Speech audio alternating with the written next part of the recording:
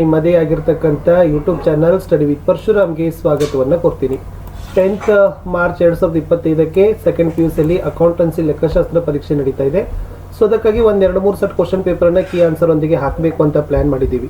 So ಇದು first question paper ಇದೆ. ಚೆನ್ನಾಗಿ ವ್ಯೂಸ್ ಬಂದರೆ ಇನ್ನಷ್ಟು 2 ಪಾರ್ಟ್ ಕ್ವಶನ್ ಪೇಪರ್ಸ್ಗಳನ್ನ ವಿತ್ ಕೀ ಆನ್ಸರ್ನ ಪೋಸ್ಟ್ ಮಾಡ್ತೀವಿ. ಸೊ ದಯಮಾಡಿ ವಿಡಿಯೋನ ಲೈಕ್, ಶೇರ್ ಹಾಗೂ ಸಬ್ಸ್ಕ್ರೈಬ್ ಮಾಡೋದನ್ನು ಮಾತ್ರ ಮರೆಯದಿರಿ ಅಂತ ಹೇಳ್ತಾ ಪ್ರಶ್ನೆ ಪತ್ರಿಕೆ ಮತ್ತು ಕೀ ಉತ್ತರವನ್ನು ಶುರು ಮಾಡೋಣ.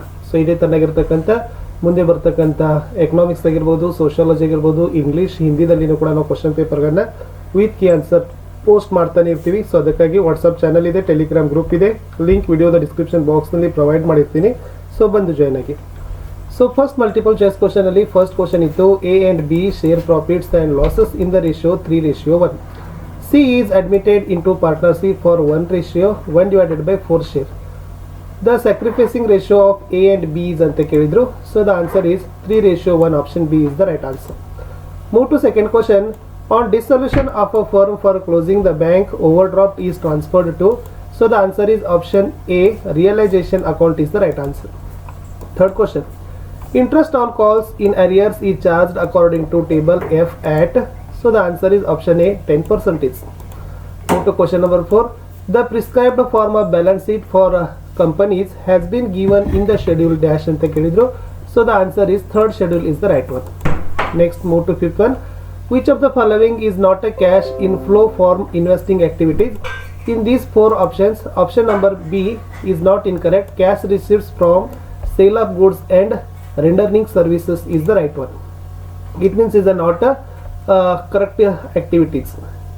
Next, move to the second means fill in the blanks question. So sixth question is dash account dear to partners capital current accounts. So the right answer is P/L appropriation is the right one. Seventh one, dash account is debited for the transfer of share of acquired profit of a decreased partner. So the right answer is profit and loss suspense. Question number 8, partners loan is dash for the realization account. So the right answer is not transferred is the right answer. Move to the ninth one. 1000 10% debentures issued at per 10% means. It means rate of interest. And then last one is the quick ratio is also known as dash ratio. It is a liquid ratio is the right one. Move to the third main, match the following. Capitalization method, it's correct. Yes, match is the valuation of goodwill. Second one, limited company. So the right answer is where there is limit on the liability. Third one, debenture holders. It means right answer is no voting rights. And next, vertical analysis. It's right to common size statement. Then last one is issue of shares. The right option is financing activity is the right one. Next, move to the 1 mark questions. Find out interest at 8 per annum on capital at 50,000 rupees for 9 months. So the answer is A, product method. B, average period method is the right one.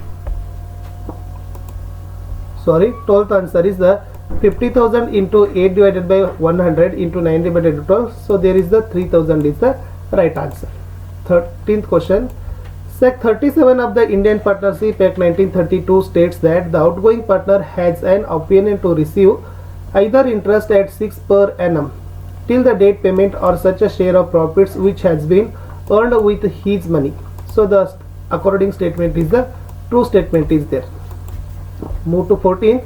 Give an example for non-current asset. So the right answer is building. Next, question 15th. Give the meaning of interpretation in financial analysis. So the answer is interpretation means explaining the meaning and significance of data. So last answer, expand ROI. So the answer is return on investment is the right one. Move to 2 mark questions. Name any 2 methods for calculation of interest on drawings. So first one is product method, second one is average period method. Next, 18th question, mention any 2 circumstances of retirement of a partner. So the answer is age factor and illness. Move to 19th question, give the meaning of calls and arrears. So the answer is when any shareholders fail to pay the amount due on allotment or any on the calls, such an amount is known as calls in arrears or unpaid calls.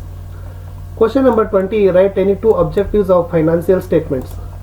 So So first one, to provide information about economic resources and obligations of a business, to provide information about the earning capacity of the business, to provide information about cash flows. Next, what is a cash flow statement? So the answer is, a cash flow statement is a statement showing inflows and outflows of a cash and cash equivalents from operating, investing and financing activities of a company during a particular period. Move to is 6 mark questions. So 22nd questions is here.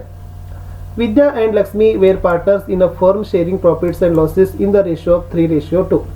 They admit Sunita for 1/6 share in profits and guaranteed that her share of profits will not be less than 25,000. Total profits of the firm were 90,000. Calculate share of profits for each partner when guarantee is given by Vidya and Lakshmi equally. Prepare profit and loss operation account ಅಂತ ಕೇಳಿದ್ದಾರೆ. So the answer ಏನಾಗಬೇಕು, ಈ ತರನಾಗಿ ನೀವು ಬರಿಬೇಕಾಗಿತ್ತು. So first table ಹಾಕೋತೀರಿ, D R profit of loss appropriation account, particulars rupees, particulars account, ಅದನ್ನೆಲ್ಲ ಬರೆದು ಲಾಸ್ಟ್ ಟೋಟಲ್ ಮಾಡಿ ಏನು ಮಾಡಬೇಕು ಬರೆದ್ರೆ ಸೊ 6 ಮಾರ್ಕ್ಸ್ ನಿಮಗೆ ಆಗ್ತದೆ. ಚೆನ್ನಾಗಿ ನೋಡ್ಕೊಡ್ರಿ. Next question. Bhavana and Kavana are partner sharing profits in the ratio 3:2. They admit Sahana for a new partner for 1/5 share in future profits of the firm, which she gets equally from Bhavana and Kavana. Calculate new profit sharing ratio of Bhavana, Kavana and Sahana. So this one is the answer. Share sacrifice ratio into new partner share. Share sacrifice by Bhavana. So idish ಬರ್ತದೆ. Next new share is equal to old share minus share sacrifice. New share of Bhavana, new share of Kavana. So new share total ಏನಾಗ್ತದಪ್ಪ ಅಂದ್ರೆ 5:3:2 ಅಂತಕ್ಕಂಥದ್ದು ಇದನ್ನು ತೋರಿಸ್ಬೇಕು. So ಇದನ್ನು ಸ್ವಲ್ಪ ನೀವು ನೀಟಾಗಿ ಬರ್ಕೊಡ್ರಿ. Move to 24th question. Ramesha, Prakasha and Suresha were partners in a firm sharing profits and losses in the ratio of 5:3:2. On a 31st March 2024, their balance sheet was as under. Balance sheet 31st/3/2024. Liabilities, assets. Total 90,000 liabilities are there and assets also 90,000. See here, Ramesh died on 13th September 2024. It was agreed between his executors and the surviving partners that A. Goodwill on the firm to be valued at 2.5 years purchase of the average profits of the previous 4 years, which were 2020, 20 and 21, of rupees 12,000, 21-22 rupees 20,000, 22-23 rupees 13,000 and 23-24 rupees 15,000. B. Share in the profit from the date of last balance sheet till the date of death to be calculated on the basis of the last year's profit. C. Interest on capital to be allowed at 12% per annum. Prepare Ramesha's capital account.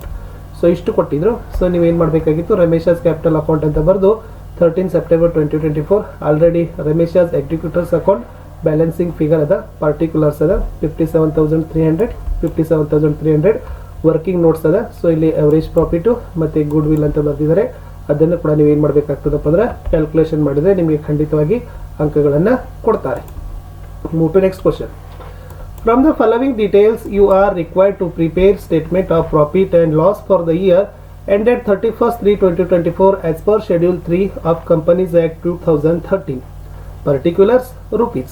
So ಇಷ್ಟು ಕೊಟ್ಟಿದ್ದಾರೆ. So ಇದು 25th ಅಲ್ಲಿರ್ತಕ್ಕಂಥ ಎಲ್ಲ ಡಾಟಾಗಳನ್ನು ನೋಡ್ಕೊಡ್ರಿ. So ಇದಕ್ಕೆ ಏನು ಮಾಡಬೇಕಾಗಿತ್ತಪ್ಪ ಅಂದ್ರೆ ಈ ಥರನಾಗಿರ್ತಕ್ಕಂಥ ಆನ್ಸರ್ ನಿಮ್ಮದು ಪ್ರಿಪೇರ್ ಆಗಬೇಕು. Statement of profit and loss for the year ended 31st/3/2024 as per Schedule 3 of Companies Act 2013. ಓಕೆನಾ. ಸೊ ಇವೆಲ್ಲ ಡೀಟೇಲ್ಸ್ ಬರೆದು ವರ್ಕಿಂಗ್ ನೋಟ್ಸ್ ಅಂತ ಬರೆದು ಸೊ ಇಷ್ಟು ನೀವು ಏನು ಮಾಡಬೇಕು, ಕ್ಯಾಲ್ಕುಲೇಷನ್ ಫೈನಾನ್ಸ್ ಕಾಸ್ಟು ಸೊ ಇಷ್ಟು ಬರೆದು ನಿಮ್ದು ಕಂಪ್ಲೀಟಾಗಿ 6 ಮಾರ್ಕ್ ಕೊಡ್ತಾರೆ. ನೆಕ್ಸ್ಟ್ ಕ್ವಶನ್ ನೋಡಿ. Compute cash from operations under the indirect method from the following information. A. Profit for the year 23-24 is a sum of 10,000 after providing for a depreciation of rupees 2,000.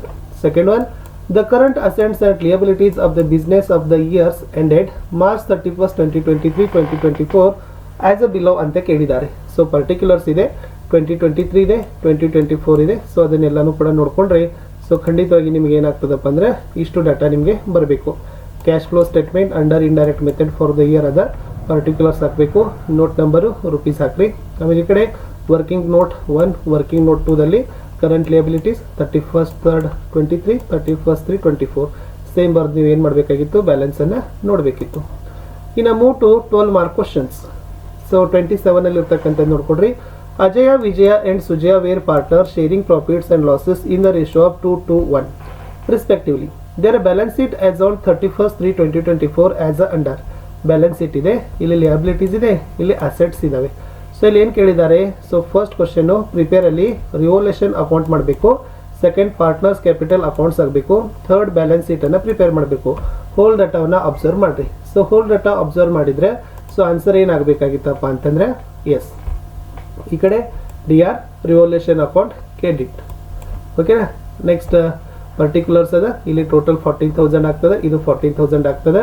ಆಮೇಲೆ ಮತ್ತೆ same next 25,300 ಇರ್ತಕ್ಕಂಥದ್ದು partners capitals ಅಕೌಂಟಲ್ಲಿ ಹಾಕಬೇಕು.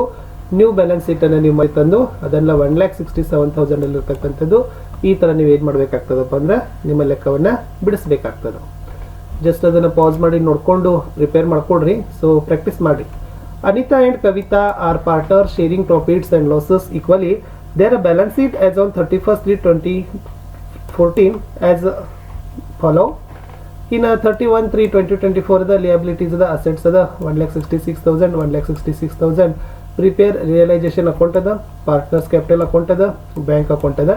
ಇಷ್ಟು ನೀವೇನು ಮಾಡಬೇಕಾಗಿತ್ತಪ್ಪ ಅಂದರೆ prepare ಮಾಡಬೇಕಾಗಿತ್ತು. ಎಲ್ಲ ಡಾಟಾವನ್ನು ಇಲ್ಲಿ 28 ಕೊಟ್ಟಿದ್ದಾರೆ. ಸೊ ನಿಮ್ಮ 28 ಆನ್ಸರ್ ಇದಾಗಬೇಕು. ರಿಯಲೈಸೇಷನ್ ಅಕೌಂಟ್ ಬರ್ತದೆ, ಪರ್ಟಿಕ್ಯುಲರ್ಸ್ ಅದ, ಈ ಕಡೆ particulars, to bank account total 1,96,600. ಇದನ್ನು ಕೂಡ 1,96,600 ಅಂತ ಮಾಡಿ ಪಾರ್ಟ್ನರ್ಸ್ ಕ್ಯಾಪಿಟಲ್ಸ್ ಅಕೌಂಟ್ಗೆ ಬರಬೇಕು. ಆವಾಗ ಇಲ್ಲಿ ಪಾರ್ಟ್ನರ್ಸ್ ಕ್ಯಾಪಿಟಲ್ಸ್ ಅಕೌಂಟಲ್ಲಿ ಸೇಮ್ ಈ ಪರ್ಟಿಕ್ಯುಲರ್ಸ್ ಡೆಬಿಟ್ ರಿಸ್ಪಾನ್ಸಲ್ಲಿನೂ ಕೂಡ 68,100 ಆಗಬೇಕು. ಕ್ರೆಡಿಟ್ ರಿಸ್ಪಾನ್ಸಲ್ಲಿನೂ ಕೂಡ 65,500 ಕವಿತಾದಾಗಬೇಕು. ಈ ಕಡೆನೂ ಕೂಡ 65,500 ಕವಿತಾ ಆಗಬೇಕು. ನೆಕ್ಸ್ಟ್ ಲಾಸ್ಟ್ ಬ್ಯಾಂಕ್ ಅಕೌಂಟಲ್ಲಿ ನೋಡೋದಾದರೆ ಸೊ ಬ್ಯಾಲೆನ್ಸ್ ಇರೋದು 6,000. ಆಮೇಲೆ realisation account 1,42,600. So 1,48,600. It's also 1,48,600. ಇಷ್ಟು ಮಾಡಿದರೆ ಕೆಲಸ ನಿಮ್ಮದು ಸರಿ ಆಗ್ತದೆ. ಇನ್ನು ನೆಕ್ಸ್ಟ್ 29th ಕ್ವಶನ್ಸ್ಗೆ ಹೋಗೋಣ. ಸೊ 29th ಕ್ವಶನ್ಸ್ ಏನಿದೆ ಅಂತಂದರೆ ACC company limited issue 10,000 equity shares for each 100 at a premium at ₹10 per share. The amount was payable as follows ಅಂತ ಕೇಳಿದ್ರು. ಸೊ ಟೋಟಲಿ ಡಾಟಾ ಕೇಳಿದ್ದಾರೆ. ಸೊ ಅವ್ರು ಏನು ಕೇಳಿದ್ದಾರೆ ಅಂತಂತಂದರೆ as all the shares were subscribed and the money duly received except the first and final call on 500 shares. The directors forfeited these shares and reissued them as a fully paid up to 80 per shares. Pass the necessary journals entires in the books of company ಅಂತ ಕೇಳಿದ್ರು. So first ಈ ಕಡೆ ACC company limited ಬರೀತೀರಿ, journal ಬರೀತೀರಿ, serial number, particulars, L F debit credit. So ಈ ಥರ ನೀವೇನು ಮಾಡಬೇಕು, ಅದನ್ನು ತಗೊಂಡು ಇಷ್ಟು ಬರೆದ್ರೆ ಸೊ ನಿಮ್ಗೆ ಏನಾಗ್ತದಪ್ಪ ಅಂದ್ರೆ ಕಂಪ್ಲೀಟ್ ಆಗಿರ್ತಕ್ಕಂಥ ಮಾರ್ಕ್ಸ್ಗಳನ್ನು ಕೊಡ್ತಾರೆ. ಇಷ್ಟು 23 ಲ್ಯಾಕನ್ನು ಇಲ್ಲಿ ಏನು ಮಾಡಬೇಕಿತ್ತು, ಅರೇಂಜ್ ಮಾಡಬೇಕಿತ್ತು. ನೆಕ್ಸ್ಟ್ 30th ಕ್ವಶನಲ್ಲಿ pass necessary journal entries at the time of redemption and debentures in each of the following cases ಅಂತ ಕೇಳಿದ್ದಾರೆ. ABCDE ಎಲ್ಲವನ್ನು ಕೊಟ್ಟಿದ್ದಾರೆ. ಅದನ್ನು ಕ್ಲಿಯರಾಗಿ ಅಬ್ಸರ್ವ್ ಮಾಡಿರಿ. ಸೊ ಕ್ಲಿಯರಾಗಿ ಅಬ್ಸರ್ವ್ ಮಾಡಿದರೆ ಬರೀಬೇಕು in the book of company journal ಇದೆ, ಸೇಮ್ ಕಾಲಮ್ ಹಾಕ್ತೀರಿ. ಸೇಮ್ ಕಾಲಮಲ್ಲಿ ಏನು ಮಾಡಬೇಕು, ಡಾಟಾಗಳನ್ನು ಇಳಿಸ್ತಾ ಹೋಗಬೇಕು. ಸೊ ಡೆಬಿಟ್ ರಿಸ್ಪಾನ್ಸಲ್ಲಿ ಇದ್ದರೆ ಡೆಬಿಟ್ ರಿಸ್ಪಾನ್ಸಲ್ಲಿ ತಗೋಬೇಕು, ಕ್ರೆಡಿಟ್ ರಿಸ್ಪಾನ್ಸಲ್ಲಿ ಇದ್ದರೆ ಕ್ರೆಡಿಟ್ ರಿಸ್ಪಾನ್ಸಲ್ಲಿ ತಗೋಬೇಕು. ಇಷ್ಟು ನಿಮ್ದು ಏನಾಗಬೇಕಾಗಿತ್ತು, ಆನ್ಸರ್ ಬಂದು ಟೋಟಲ್ ಎಷ್ಟಾಗಬೇಕಾಗಿತ್ತದು ಎಸ್ ಇಲ್ಲಿಗೆ ಬಂದು ಆಯಿತು. ಇನ್ನು 31st ಕ್ವಶನ್ಸ್ಗೆ ಹೋಗೋಣ. 31st ಕ್ವಶನ್ಸ್ ಏನದಂದರೆ from the following balance sheet of Indian Industries Limited prepare a common size balance sheet ಅಂತ ಕೇಳಿದ್ದಾರೆ. ಸೊ ಪರ್ಟಿಕ್ಯುಲರ್ಸ್ ಕೇಳಿದ್ರು 23 ಅದ, 24 ಅದ. ಸೊ ಟೋಟಲ್ 8 lakhs 9 lakhs ಅದ. ಸೊ ಇದನ್ನು ಕಾಮನ್ ಬ್ಯಾಲೆನ್ಸ್ ಶೀಟನ್ನು ನೀವೇನು ಮಾಡಬೇಕು, ಈ ಥರ Indian Industries Limited common size balance sheet ಅಂತ ಹಾಕಿ ಸೊ ಪರ್ಟಿಕ್ಯುಲರ್ಸ್ ಹಾಕಬೇಕು 31/3/23 24 23 24. ಸೊ ಈ ಥರ ನಿಮ್ದು ಏನು ಹಾಕಿ ಕಾಮನ್ ಬ್ಯಾಲೆನ್ಸ್ ಶೀಟ್ ಬರೆದು last percentage each item divided by common item into 100 ಅಂತ ಹಾಕಿದರೆ ಸಾಕು. ಇನ್ನು ಲಾಸ್ಟ್ ಕ್ವಶನ್ ಕೇಳಿದ್ದಾರೆ from the following information calculate ಕೇಳಿದ್ದಾರೆ. ಸೊ ಇಲ್ಲಿ current ratio, debit equity ratio ಕೇಳಿದ್ದಾರೆ, trade receivable turnover ratio, trade payables turnover ratio, earnings per share, dividend payout ratio ಅಂತ ಕೇಳಿದ್ದಾರೆ. ಎಲ್ಲ ಪರ್ಟಿಕ್ಯುಲರ್ಸ್ ಎಲ್ಲ ನೋಡ್ಕೊಡ್ರಿ. So ನೋಡ್ಕೊಂಡ್ರಿ. So last ಆಗಿರ್ತಕ್ಕಂಥ ಉತ್ತರ ಸೊ ಕ್ಯಾಲ್ಕುಲೇಷನ್ಸ್ ಆಫ್ ರೇಷಿಯೋಗಳನ್ನ ಈ ಥರ ಮಾಡಬೇಕು. ಸೊ ಫಸ್ಟ್ ಕರೆಂಟ್ ರೇಷಿಯೋ ಇದೆ, ಆಮೇಲೆ debit enquiry ratio, next trade receivable turnover ratio ಅದ. ಸೊ ಸೊ ಲಾಸ್ಟ್ ಇರ್ತಕ್ಕಂಥದ್ದು trade payable, turn over ratio, earnings per share ಅದ, ಡಿವಿಡೆಂಡ್ ಪೇ ಔಟ್ ರೇಷಿಯೋ ಅಂತಕ್ಕಂಥದ್ದು ಇದೆ. ಇಷ್ಟು ಅಕೌಂಟೆನ್ಸಿಯಲ್ಲಿ ಕ್ವಶನ್ ಪೇಪರ್ ಮತ್ತು ಕೀ ಆನ್ಸರನ್ನು ಸೊ ನಿಮಗೆ ಮಾಡೆಲ್ ಆಗಿ ಸ್ಟಡಿ ಮಾಡಲಿಕ್ಕೆ ಕೊಟ್ಟಿದ್ದೀನಿ. ಸೊ ಚೆನ್ನಾಗಿದ್ದರೆ ವಿಡಿಯೋನ ಲೈಕ್, ಶೇರ್ ಹಾಗೂ ಸಬ್ಸ್ಕ್ರೈಬ್ ಮಾಡೋದನ್ನು ಮಾತ್ರ ಮರೆದಿರಿ. ಇನ್ನೂ ವಿಡಿಯೋಗಳು ಬೇಕಂದರೆ ಕಮೆಂಟ್ ಮಾಡಿದರೆ ಖಂಡಿತವಾಗಿ ಕೊಡ್ತೀವಿ.